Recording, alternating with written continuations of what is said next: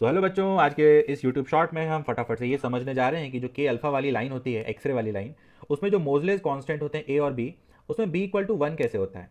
ए का एक्सप्लेनेशन आपको कहीं पर भी मिल जाएगा, इसलिए ए मैं एक्सप्लेन नहीं कर रहा हूँ, मैं डायरेक्टली बी एक्सप्लेन कर रहा हूँ यहाँ पे कि बी जो होता है कि अल्फा वाली लाइन के लिए वन क्यों होता है। ठीक है, तो कहानी की शुरुआत होती है यहाँ से कि ये रहा कोई न्यूक्लियस जिस पर पॉजिटिव चार्ज है। कितना पॉजिटिव चार्ज होता होगा इस पर न्यूक्लियस पर, सबको पता है जेड ई। ठीक है, उसके बाद बनाया ये मैंने फर्स्ट ऑर्बिट में दो इलेक्ट्रॉन्स होते होंगे। देन उसके बाद बनाया मैंने एक और ऑर्बिट, उसमें कितने 8 इलेक्ट्रॉन्स होते होंगे। ठीक है, अब मान लो कि किसी वजह से जो ये अंदर दो इलेक्ट्रॉन्स हैं, इसमें से एक इलेक्ट्रॉन को मैंने किक करके बाहर कर दिया। मान लेते हैं इसको मैंने किक आउट कर दिया। तो अगर मैंने इसको किक आउट किया तो होगा क्या, यहाँ पर एक वैकेंसी क्रिएट हो जाएगी, और इस वैकेंसी को फिल करने के लिए ऊपर से कोई इलेक्ट्रॉन आएगा। ऊपर से मतलब सेकेंड ऑर्बिट से फर्स्ट ऑर्बिट की तरफ। तो अगर ऐसा कोई इलेक्ट्रॉन आएगा तो ये एनर्जी लूज करेगा, तो ये एनर्जी लूज करता है in the form of radiation. उसी रेडिएशन को ही हम के अल्फा वाली एक्सरे बोलते हैं।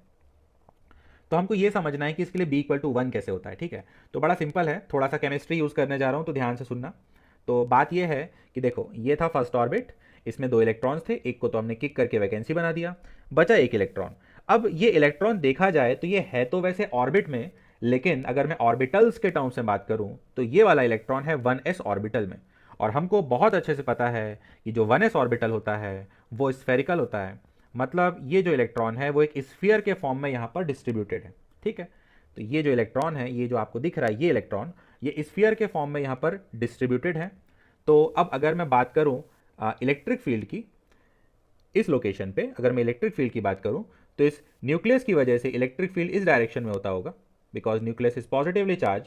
एंड ये जो नेगेटिवली चार्ज ये 1s ऑर्बिटल वाला जो स्फीयर है जिस पर कि माइनस ही चार्ज है, इसकी वजह से फील्ड इस डायरेक्शन में होता होगा। तो इस लोकेशन पर जो नेट इलेक्ट्रिक फील्ड होता होगा उसमें ये दोनों फील्ड माइनस होंगे क्योंकि अपोजिट डायरेक्शन में है। तो न्यूक्लियस की वजह से फील्ड लिखा मैंने के क्यू बाय आर स्क्वायर, और इलेक्ट्रॉन की वजह से लिखा के क्यू बाय आर स्क्वायर। तो यहाँ से आप देख सकते हो कि यहाँ पर जो नेट इलेक्ट्रिक फील्ड है वो हो चुका है के by r square into e into z minus one. तो आप देख सकते हो यहाँ पर जो जेड इफेक्टिव है, इसी को जेड इफेक्टिव बोल देते हैं एक्चुअली। तो यहाँ पर जो जेड इफेक्टिव है उसमें जेड माइनस वन आ चुका है, और ये जो वन होता है इसी को ही मोजलेस कांस्टेंट बोलते हैं, दैट इज बी। तो मान के चलता हूँ कि समझ में आपको आया नहीं होगा, क्योंकि आपने लाइफ में कभी एक्सरे पढ़ा ही नहीं होगा, है ना, इसलिए तो ड्रॉप लेना पड़ा। ठीक है, मिलते हैं नेक्स्ट वीडियो में, ऑल द बेस्ट।